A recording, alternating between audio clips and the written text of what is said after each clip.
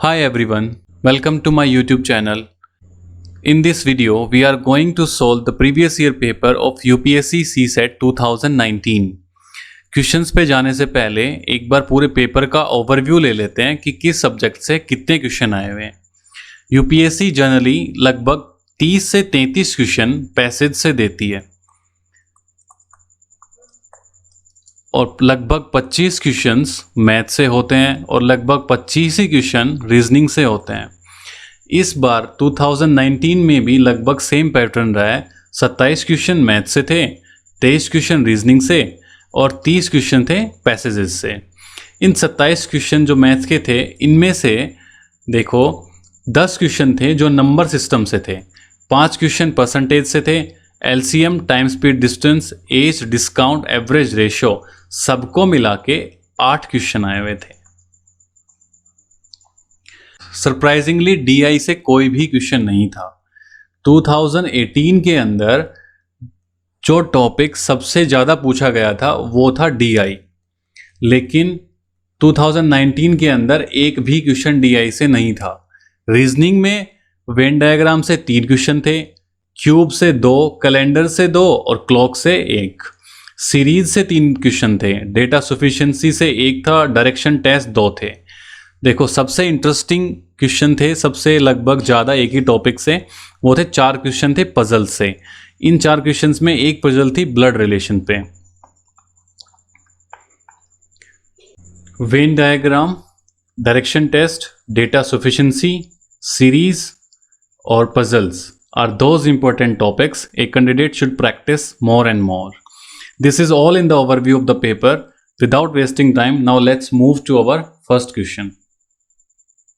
PQR are 3 towns. The distance between P and Q is 60 km, whereas the distance between P and R is 80 km. Okay, distance दे दिया इन्होंने। Q is in the west of P. Direction भी दे दी इन्होंने। R is in the south of P. Okay. What is the distance between Q and R? 3 point है, P, Q, R. इनकी distance दे दी है इन्होंने, ठीक है, और डायरेक्शन भी दे दी है। अब ये क्वेश्चन बहुत सिंपल हो जाता है इन सब के बाद, ठीक है। देखो क्या दिया हुआ है, मैं पहले पॉइंट P मान लेता हूँ। This is our point P। Okay, Q है वो P के वेस्ट में है और R है वो P के साउथ में है, ठीक है। ये गिवन है, ये क्वेश्चन के अंदर दिया हुआ है।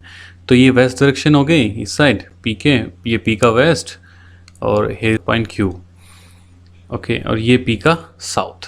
ये हो गया पॉइंट R।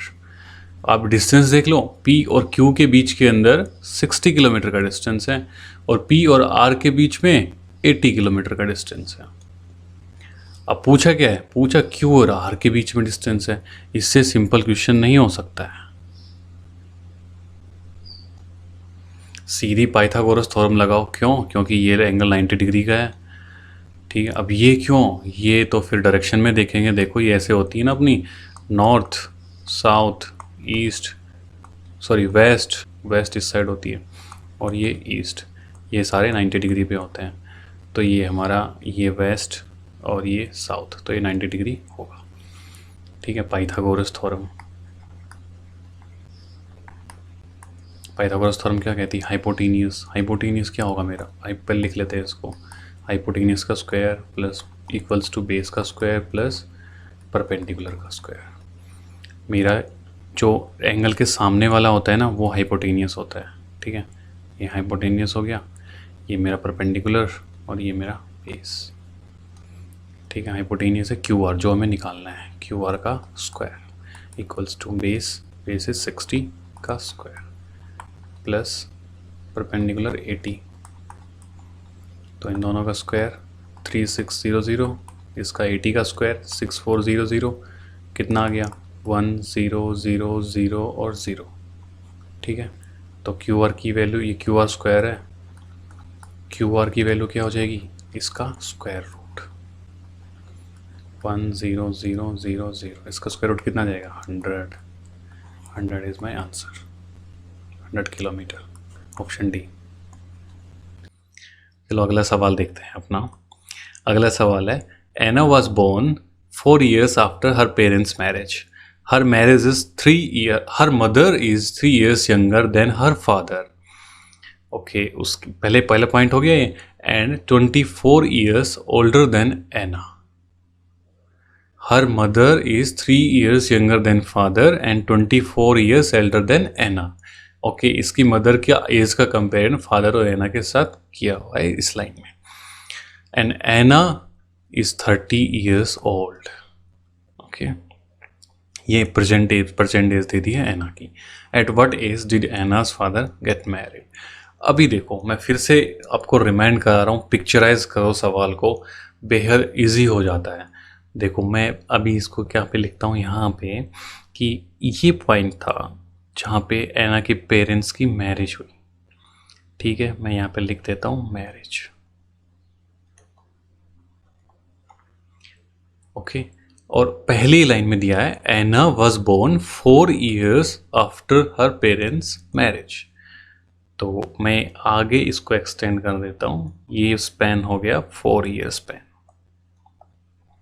4 year का टाइम। यहाँ पे एना का बर्थडे, एनास बर्थडे, यहाँ पे एना का जन्म होता है। ठीक है, बर्थ होता है। और आज प्रेजेंट एज एना की कितनी है, देखो 13 years। तो आगे एना, आज यहाँ पे एना का बर्थडे हुआ है, तो यहाँ से आगे मैं 13 साल और कर देता हूँ, तो आज हम ये प्रेजेंट डे में पहुँच गए, 13 years, ये भी यस। ओके, तो अभी ये हमारा प्रेजेंट डे है। ठीक है, ये पिक्चराइज कर लिया आपने, प्रेजेंट डे। अब कुछ नहीं बचा है, अब सवाल हमारा सॉल्व हो चुका है बहुत ही इजी तरीके से। ठीक है, अभी देखो, अभी हम प्रेजेंट डे की बात करेंगे सब कुछ। प्रेजेंट डे में क्या दिया हुआ है, her mother is 3 years younger than her father and 24 years older than Anna. तो एना की प्रेजेंट एज क्या थी, देखो मैं ये आज प्रेजेंट डे की बात करता हूँ, तो एना की एज कितनी है, 13 years। एना के मदर की एज कितनी हो जाएगी प्रेजेंट डे में, देखो ये गया हुआ है कि 24 साल ज़्यादा है एना की प्रेजेंट एज से, तो 13 + 24, ये कितना आ गया, 37 years ओल्ड। अब फादर की एज देख लेते हैं। फादर की एज क्या है, उसकी जो मदर है वो 3 साल छोटी है, देखो ये दिया हुआ है 3 years यंगर। तो फादर की एज कितनी हो जाएगी, 40 साल, तभी तो 3 साल छोटी होगी। इसकी मदर की एज 37 है, इसमें 3 साल जोड़ देंगे तो 40 years। अभी देखो, प्रेजेंट एज जो है उसके पिता की 40 साल है, और ये इस टाइम उनके पेरेंट्स की मैरिज हुई थी। अब पूछा है at what age did Anna's father get married. तो ये जो स्पैन है ना, ये जो टाइम है ना, यहाँ से लेके यहाँ तक। ठीक है, मैं इसको एना के फादर की प्रेजेंट एज से घटा देता हूँ, तो मेरा क्या आ जाएगी, एना के फादर्स की एज जब उनकी मैरिज हुई थी। तो 4 years, 13 years, 17 years, total year ये टाइम हो गया 17 years का। 17 years को मैं फोर्स की प्रेजेंट एज से घटा दूँ तो मेरा क्या आ जाएगा, 23 years। तो 23 years से कब है, उसके एना के पिता की एज है जब उसकी शादी हुई थी यहाँ पे। ठीक है, तो option B is our right answer. देखो, पिक्चराइज किया हमने सवाल को, पिक्चराइज करने के बाद गलती होने के चांसेस 0 हो जाते हैं, समझ में आया। तो यही मेथड हम यूज़ करेंगे, पिक्चराइज मेथड, गलतियों को रिमूव करने के लिए। ठीक है, अगले सवाल की तरफ बढ़ते हैं। Next question, average marks of 100 students are given to be 40। 40 दिया हुआ है 100 स्टूडेंट के मार्क्स का average. It was found later that the marks of one student were 53, which were misread as 83। मतलब 53 थे, लेकिन हमने क्या काउंट कर लिया, 83, और उसके बाद हमने एवरेज निकाल दी, वो आई हमारी एवरेज 40। तो ये जो 40 है ना, ये गलत एवरेज है।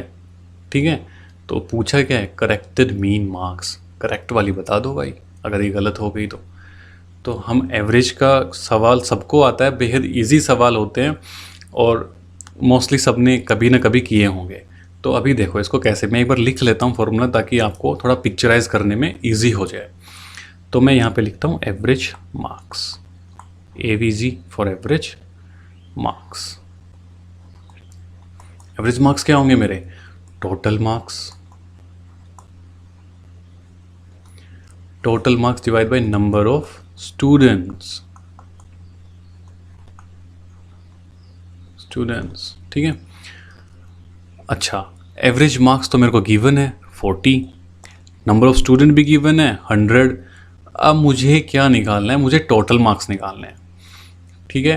टोटल मार्क्स में कैसे निकालूंगा? एवरेज मार्क्स को मैं नंबर ऑफ स्टूडेंट से मल्टीप्लाई कर दूं तो मेरे टोटल नंबर ऑफ मार्क्स आ जाएंगे, ठीक है। तो ये फॉर्मूला भी मैं लिख देता हूं यहाँ पे, total marks, average marks multiply by number of students, ठीक है। ये मैंने सिर्फ इसलिए लिखे हैं, पता हम सबको है, सिर्फ समझाने के लिए। अगर आपको आता है तो पेपर के अंदर डायरेक्ट अप्रोच करिए, आप आगे बढ़िए, लेकिन सिर्फ ये मैंने यहाँ पे लिखा है ताकि आपको समझ में आ जाए, ताकि जब मैं समझाना चाहूँ जिन लोगों को थोड़ी प्रैक्टिस कम है वो अच्छे से रिलेट कर पाए, ठीक है। अभी देखो, मुझे टोटल नंबर ऑफ मार्क्स निकालने हैं 100 स्टूडेंट के कितने हैं। जो गलत एवरेज जो हमारी नहीं थी ये 40, क्योंकि हमने 53 को 83 रीड कर लिया था, उसकी वजह से मुझे टोटल मार्क्स निकालने हैं बस। टोटल मार्क्स मैं कैसे निकालूंगा? टोटल मार्क्स देखो, टोटल मार्क्स अभी मैं क्वेश्चन सोल्व कर रहा हूँ, ठीक है। Total marks equals, total marks किसके निकालने हैं? मुझे जो 100 स्टूडेंट थे ना उनके निकालने हैं। तो कैसे निकालूंगा? Average marks multiply by number of student. तो एवरेज मार्क मेरा 40 और divided by multiply by number of student, तो 4000 मेरे आगे टोटल नंबर ऑफ मार्क्स, ये MARKS, ओके।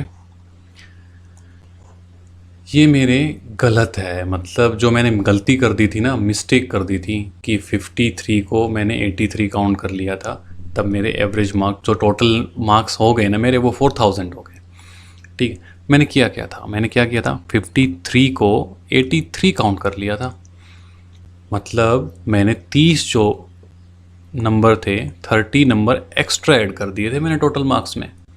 तो मुझे करेक्ट करने के लिए पूछा क्या है? Corrected mean marks.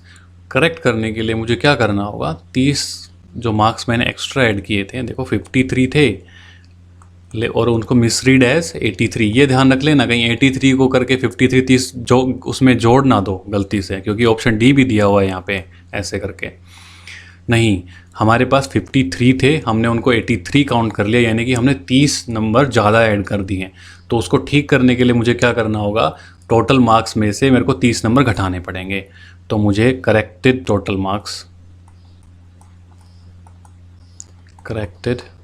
मार्क्स क्या हो जाएंगे? 4000 माइनस 30, ये कितना आ जाएगा? 3970, ठीक है। तो ये मेरे करेक्टेड टोटल मार्क्स आ गए। अब मुझे करेक्टेड एवरेज निकालनी है। करेक्टेड मीन और एवरेज एक ही बात है, ठीक है। ये एवरेज और मीन कंफ्यूज मत होना इसके अंदर। करेक्टेड एवरेज निकालनी है मुझे। करेक्टेड एवरेज कैसे निकालते हैं? एवरेज मार्क्स कैसे निकलेंगे? टोटल मार्क्स, देखो अब पिक्चराइज करो, total marks divided by number of student. मेरा अभी मुझे करेक्टेड निकालना है तो मैं ये वाला पिक करूँगा, ना कि ये, ठीक है। तो मैं क्या करूँगा? देखो मैं करूँगा टोटल मार्क्स में, सॉरी करेक्टेड एवरेज क्या हो जाएगी? करेक्टेड एवरेज मेरी हो जाएगी corrected marks, corrected total number of marks 3970 divided by total number of student. Student तो चेंज नहीं हुए ना, देखो कोई स्टूडेंट एज इट इज़ 100 थे, अभी भी 100 ही हैं, ठीक है। तो क्या आ गया? 2 के बाद डेसिमल लगा देंगे, 39.70। ये मेरा answer option B. Next question. A family has 2 children along with their parents. The average of the weights of the children and their mother is 50, and the average weights of the children and their father is 52. If the weight of father is 60, then what is the weight of mother? देखो ठीक है, average का question हम पहले भी कर चुके हैं जस्ट इससे पहले, तो थोड़ा सा इजी हो जाएगा समझने में। 2 चिल्ड्रन है, C1 प्लस C2, 2 चाइल्ड हैं, उनके चाइल्ड नंबर 1 चाइल्ड नंबर 2, और एक मदर है जिसको मैं M से डिनोट कर रहा हूँ, और फादर उसको F से डिनोट कर रहा हूँ। ये C1 is for child 1 weight, C2 for child 2 weight, M for mother's weight, F for father's weight. तो मैं पहली कंडीशन देख लेता हूँ। उसमें पूछा हुआ है the weight of the mother, तो मैं मदर वाला ना ये कंडीशन मैं बाद में करूँगा, पहले फादर वाली लिखता हूँ ताकि फिर बाद में मिक्सअप ना हो। The average weight of the children and their father is 52। Okay, the average weight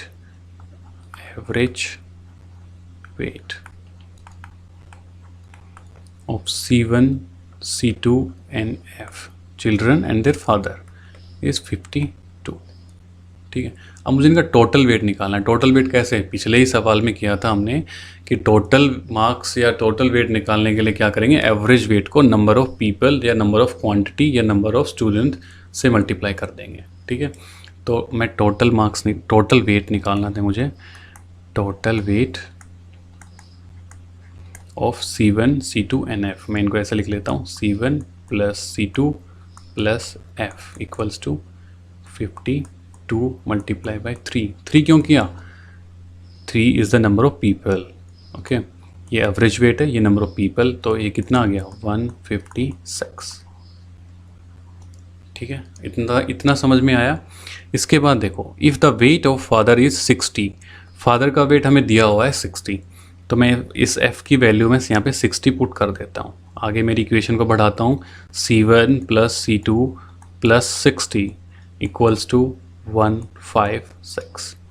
तो C1 plus C2 equals to 156 minus 60, ये आ गया 96। ओके, अभी देखो आगे, ये मैंने दोनों चाइल्ड्स का वेट निकाल दिया है 96। अभी अगली कंडीशन लेते हैं जो पहले गिवन थी हमें मदर वाली। उसमें क्या है, उसमें दिया हुआ है average weight of children C1, C2 और मदर, उसका कितना दिया हुआ है 50। आया समझ में, तो मैं इनका भी टोटल वेट निकाल लेता हूँ। Total weight of children's and mothers, तो मैं इसको लिख लेता हूँ C1 plus C2 plus M equals to 50 multiply by 3। क्यों, क्योंकि 3 is the number of people. ये एवरेज वेट नहीं है इस बार है टोटल वेट ऑफ, तो average weight multiply by number of people. So ये कितना आ गया 150 आ गया मेरा, ये 150 है। ठीक है, तो देखो C1 और C2 की वैल्यू मैं ऑलरेडी निकाल चुका हूँ 96, तो मैं 96 लिख देता हूँ इन दोनों की जगह पे। 96 प्लस M इक्वल्स टू 150। तो आगे कर क्या करेंगे, M क्या हो जाएगा 150 माइनस 96, कितना आ गया 54 kg। Option D is my right answer. In a sequence, ये सीक्वेंस गिवन है, how many such 5s are there, okay, which are not immediately preceded by 3 but are immediately followed by 7। ये 5 second का question है।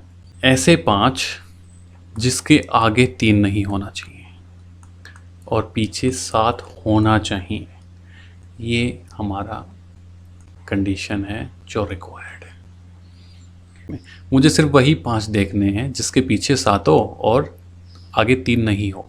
मैं कह रहा हूँ वही 5 देखने हैं सिर्फ, बाकी नंबर मुझे नहीं देखने हैं। ठीक है, कितने 5 है इस इक्वेशन में, इस इक्वेशन में भी देखो, ये भी बहुत ही अच्छी बात है, सिर्फ 3 ही 5 है, 3 ही 5 है। जिसके आगे, अभी इनमें देखते हैं किसके आगे 3 नहीं है और पीछे 7 है। पहला 5 जो मेरा, उसके आगे 3 नहीं है, उसके आगे 1 है और पीछे 7 है। तो ये मेरा पेयर बन गया, रिक्वायर्ड पेयर, जो मेरे को कंडीशन दी हुई थी। तो मेरे पास एक पेयर आ चुका है ऐसा। दूसरा 5 क्या है, उसके आगे 3 आ गया देखो, तो ये मेरी इक्वेशन नहीं बनेगी क्योंकि इसने बोला है कि उसके आगे 3 नहीं होना चाहिए। देखो नोट, अगला 5 उसके आगे भी 3 है, तो सिर्फ मेरे पास एक ऐसा ही पेयर है जिसके आगे 3 नहीं है और पीछे 7 है। तो ये option number A, only 1 pair we have. Next question, if dollar means divide by, at means multiply by, hash means minus, then the value of, ये एक्सप्रेशन गिवन है, ठीक है, इसको देखते हैं इसमें पूछा क्या हुआ है।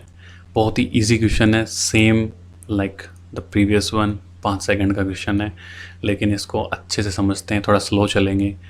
ठीक है, देखो अगर देखो एक चीज़ और होती है, ये क्वेश्चन अगर थोड़ा लेंदी होता ना, थोड़ा सा जैसे ये टिपिकल होता, जैसे हैश मेरा 3-4 बार रिपीट हो गया होता, या मेरा @ 3-4 बार रिपीट हो गया होता, मतलब कि ये एक्सप्रेशन थोड़ा सा बड़ा होता, यानी कि 4-5 नंबर और होते मेरे इसमें, तब थोड़ा सा टाइम टेकिंग हो सकता था और तब मुझे पिक्चराइज करने में प्रॉब्लम आती।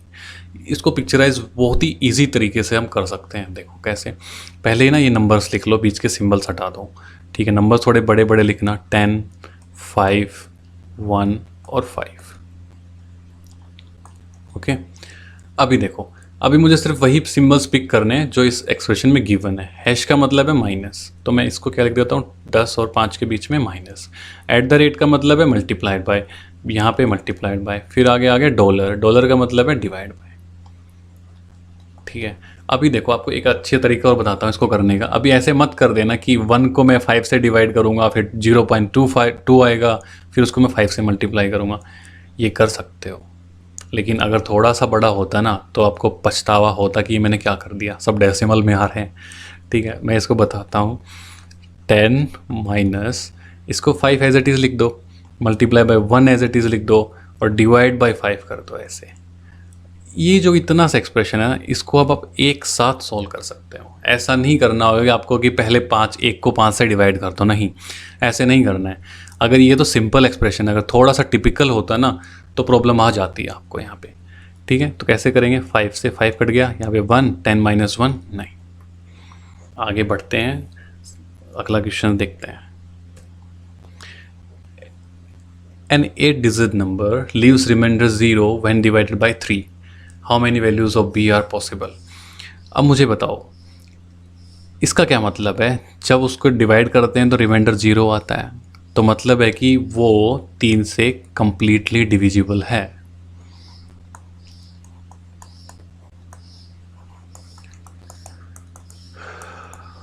जो भी है, जो नंबर गिवन है ना, ये 4, 2, 5, 2, 7, 4, 6b, ये 3 से कम्प्लीटली डिविजिबल है, मतलब तभी तो रिमाइंडर 0 आएगा ना। सिर्फ 10 सेकंड का क्वेश्चन है। अगर आपको 3 की डिविजिबिलिटी का रूल पता है, अगर नहीं पता तो क्वेश्चन छोड़ दीजिए। ठीक है, लेकिन हम आपको समझाते हैं कि 3 की डिविजिबिलिटी का रूल क्या होता है। 3 की डिविजिबिलिटी का रूल होता है, अगर कोई भी नंबर गिवन है, मैं एक नंबर अज्यूम कर रहा हूँ, 2, 5, 7, 4, 2। ठीक है, ये मैंने नंबर अज्यूम किया, 25, 74, 2। ओके, अब कोई मुझसे पूछे कि ये नंबर 3 से डिविजिबल है या नहीं है, तो मैं क्या करूँगा। 3 की डिविजिबिलिटी का रूल बोलता है कि जो भी नंबर आपको गिवन है उसकी डिजिट्स का सम कर दीजिए एक बार, ये ऐसे।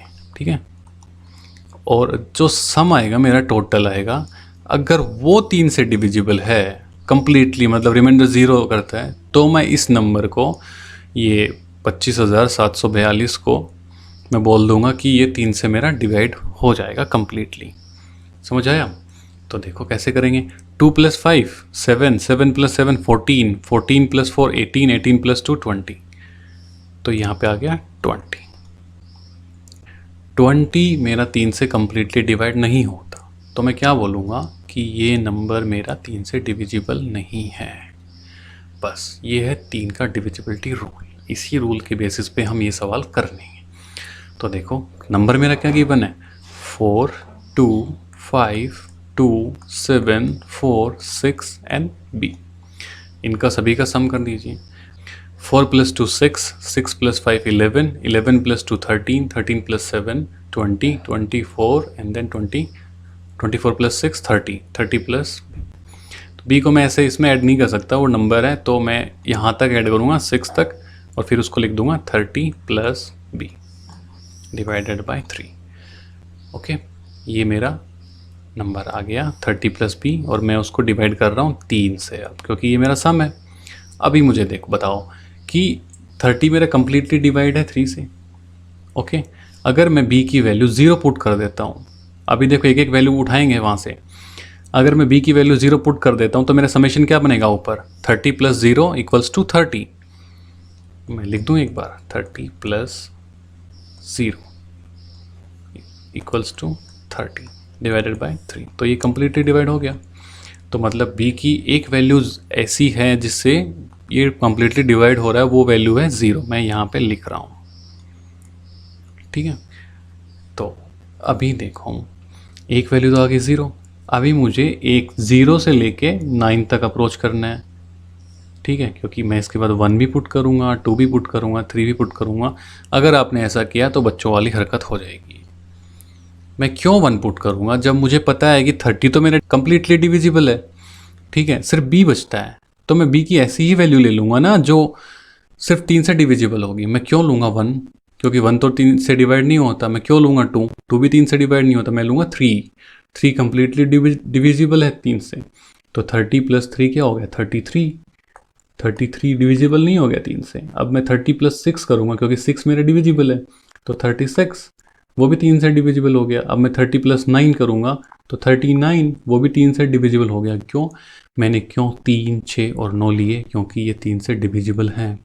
30 तो ऑलरेडी था, अब मैं सिर्फ b को ऐसी वैल्यू लूँगा ना जो 3 से डिविजिबल होगी। समझ आई बात। तो कितनी वैल्यू होगी मेरे पास, मैं अभी लिख लेता हूँ 3, 6 और 9। तो मेरे पास ये 4 वैल्यू हो गई। अभी आप बोलोगे कि आपने 12 क्यों नहीं लिया, क्योंकि 30 + b की वैल्यू मैं 12 रखता हूँ तो ये आ गया 42 डिवाइडेड, ये तो हो रहा है 3 से डिवाइड। तो आपने 12 क्यों नहीं लिया, तो देखो b जो है मेरा वो एक डिजिट का नंबर है, यानी कि देखो यहाँ पे सिर्फ मुझे एक ही डिजिट का नंबर चाहिए। यहाँ पे मैं 12 करूँगा तो ये 2 डिजिट का नंबर हो जाएगा। तो मैं 12 इसलिए नहीं जाऊँगा, सिर्फ मैं 9 तक रुक जाऊँगा। 9 के आगे 2 डिजिट वाले नंबर पे मैं नहीं जाऊँगा, ठीक है। तो सिर्फ ये यही 4 नंबर होंगे जो b की वैल्यू यहाँ पे पुट करेंगे। अगर हम b की जगह पुट करते हैं तो ये कम्प्लीटली डिवाइड कर देगा 3 से कम्प्लीटली डिवाइड हो जाएगा ये नंबर, ठीक है। तो 4 वैल्यू है, ऑप्शन नंबर सी। अगर आपको करके देखना है तो चारों वैल्यू पुट कीजिए और इस नंबर को 3 से डिवाइड कीजिए। टाइम तो बहुत होता है सी सेट में, मजाक कर रहा हूँ, करना नहीं है। आप आगे बढ़े, सिर्फ 4 नंबर है, यही एक परफेक्ट मेथड है। अभी आगे बढ़ते हैं। इन 2002 मीनू's as was 1/3 of the age of Meera, whereas in 2010 Meenu's age was half of the age of Meera. What is the Meenu's year of birth? 2002। Meenu की एज है, वो मीरा की जो एज है, मैं पूरे नाम लिख रहा हूँ क्योंकि दोनों एम से स्टार्ट है, एम में लिख नहीं सकता दोनों की जगह, कन्फ्यूजन हो जाएगा। वो 1/3 है मीरा की एज। अगर मैं मीनू की एज, देखो यहाँ से इसको यहाँ पे आते हैं, पिक्चराइज करना है यहाँ पे।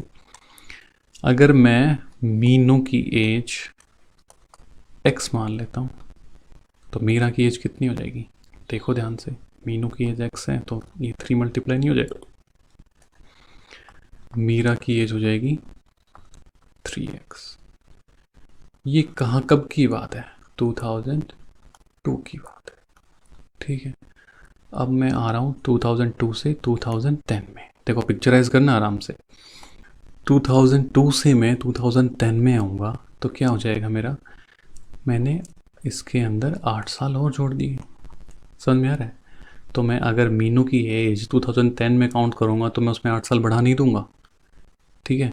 अभी देखो, तो मैंने क्या किया, मीनू की जो एज थी 2010 में कितनी हो जाएगी, x + 8। समझ आ गया इतना, ओके। अभी देखो मीरा की एज कितनी हो जाएगी। बहुत ही स्लोली चल रहा हूँ मैं, बहुत ही स्लोली आपको, ताकि समझ में आ जाए। मीरा की एज कितनी हो जाएगी। अभी देखो मीरा की एज 2002 में 3x थी और 2010 के अंदर 8 साल और 8 साल और, तो 3x + 8। इतना समझ में आ गया ना, तो सवाल हो गया हमारा। इसके आगे कुछ नहीं बचा है, सिर्फ 5 सेकंड का सवाल और है। अभी देखो 2010 के अंदर इन दोनों की एज का रिलेशन क्या दिया हुआ है? In 2010 Meenu's age was half of the age of Meera. यहाँ पे लिखते हैं इन 2010 मीनू की कितनी एज है और मीरा की एज, इन दोनों के बीच में रिलेशनशिप क्या है? Meenu's age was half of the age of Meera, तो ये यहाँ पे हाफ आ जाएगा। ठीक है ना, अब आ गया समझ में। अभी देखो ये वैल्यूज़ यहाँ से मैं उठाऊंगा और इस इक्वेशन में पुट कर दूंगा x plus 8 equals to half. Meera की एज कितनी है?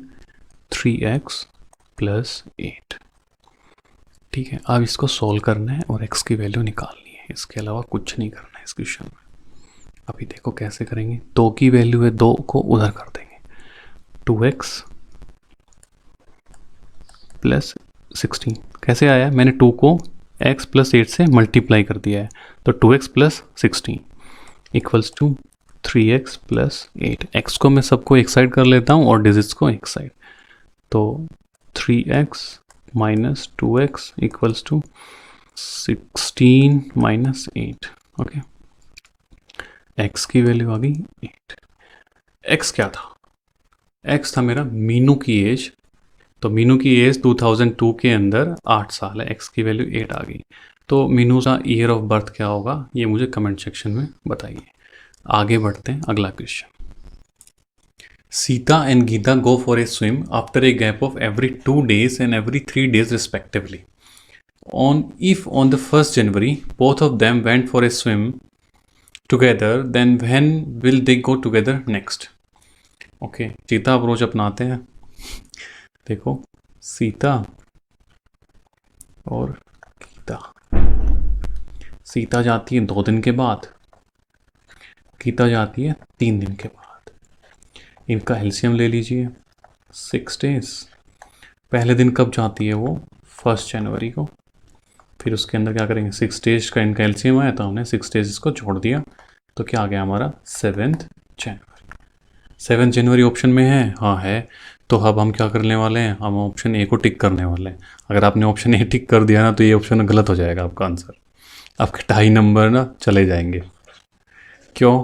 क्योंकि ये जो अप्रोच हमने लगाई है ना ऊपर, इसमें ये गलत अप्रोच, ठीक है, लेकिन ये क्वेश्चन आपने गलत कर दिया है। ठीक है, क्यों गलत कर दिया है कुछ समझ नहीं आ रहा है, इसमें क्या गलती है? ठीक है, क्या खेला है यूपीएससी ने, उसको डिकोड करते हैं, देखते हैं। देखो अब थोड़ा समझते हैं, इसको ध्यान से समझना। सीता और गीता, सीता जाती है, दोनों 1 जनवरी को जाते हैं, एक दिन पहले 1 जनवरी को गए। सीता फिर 2 दिन का गैप ले लेती है, यानी कि 2 और 3 जनवरी को नहीं जाती, तो और वो फिर जाती है 4 जनवरी को। ठीक है, ऐसे ही गीता 1 जनवरी को जाती है, लेकिन 2, 3 और 4 जनवरी को नहीं जाती, और वो जाती है 5 जनवरी को। अभी एक बार देखो यार, सीता आज जा रही है, लेकिन आज के बाद वो 3rd डे जा रही है, तीसरे दिन जा रही है। आज मान लो 1 जनवरी है, तो आज के तीसरे दिन जा रही है वो, ना कि 2 दिन बाद लिखेंगे हम उसको, क्योंकि 2 दिन बाद लिखा तो हमारा सवाल गलत हो जाएगा। यही एक छोटी सी ट्रिक थी जो एग्जामिनर ने यूज की है यहाँ पे। आज 1 जनवरी है, आज के 3rd डे यानी कि 4th जनवरी को जा रही है। ठीक है, तो 3rd डे। गीता कौन सा दिन जा रही है? गीता आज 1 जनवरी को गई है, लेकिन उसके 4 दिन 4th डे को वो दोबारा गई। बात आ रही समझ में? तो अब इनका एलसीएम ले लीजिए। एलसीएम आया मेरा 12। पहली बार कब गई थी वो? 1 जन को, जोड़ दीजिए 12, कितना आया? 13 जन। 13 जन तो हमारा सही आंसर होगा ना, इसमें भी कुछ डाउट है? नहीं, डाउट मत कीजिए। 13 जनवरी इज अवर फाइनल आंसर। यही करेक्ट मेथड है, यही करेक्ट अप्रोच है। सीता जा रही है तीसरे दिन, गीता जा रही है चौथे दिन। बस इनका एलसीएम लेना था, यही गलती थी आपकी, और ये गलती महंगी पड़ गई।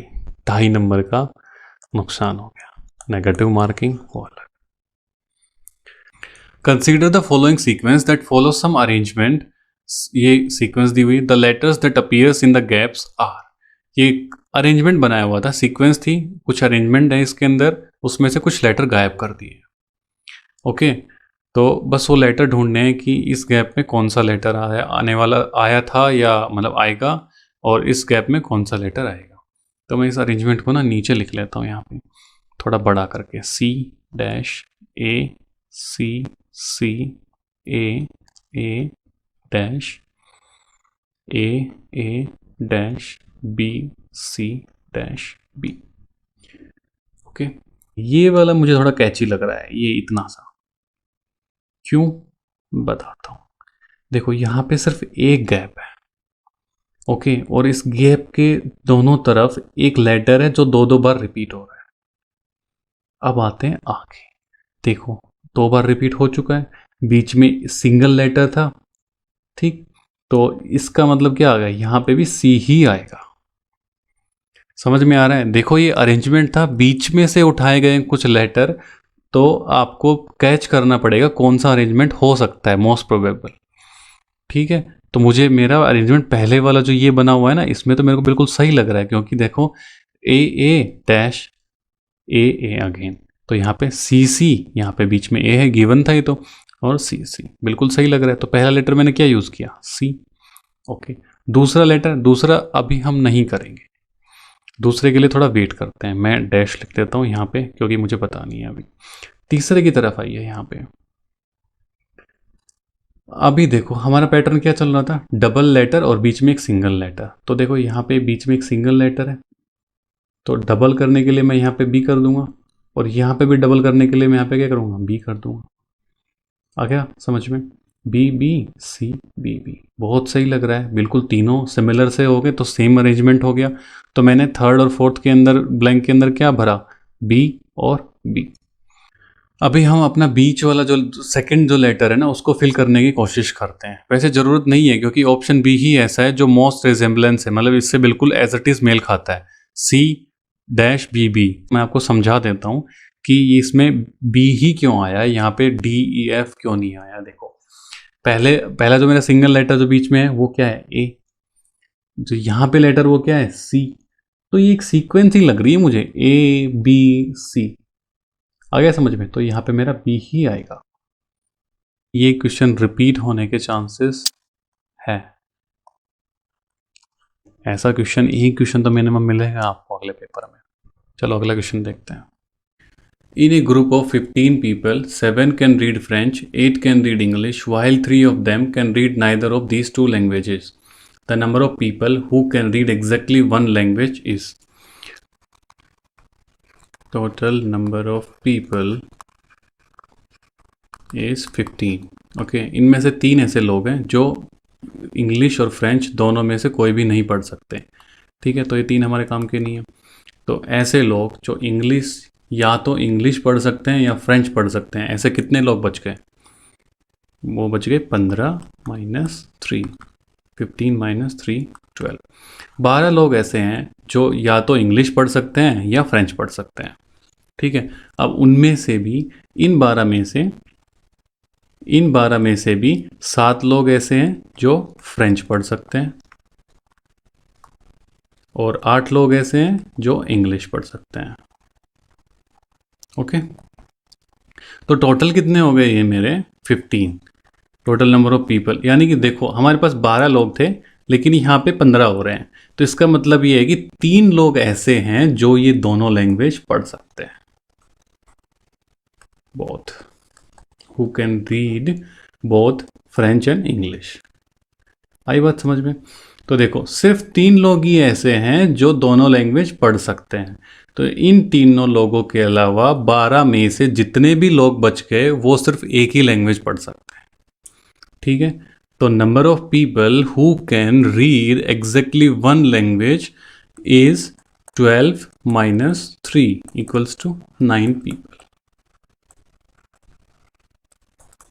Option number B. इसी क्वेश्चन के साथ इस वीडियो को वाइंड अप करते हैं।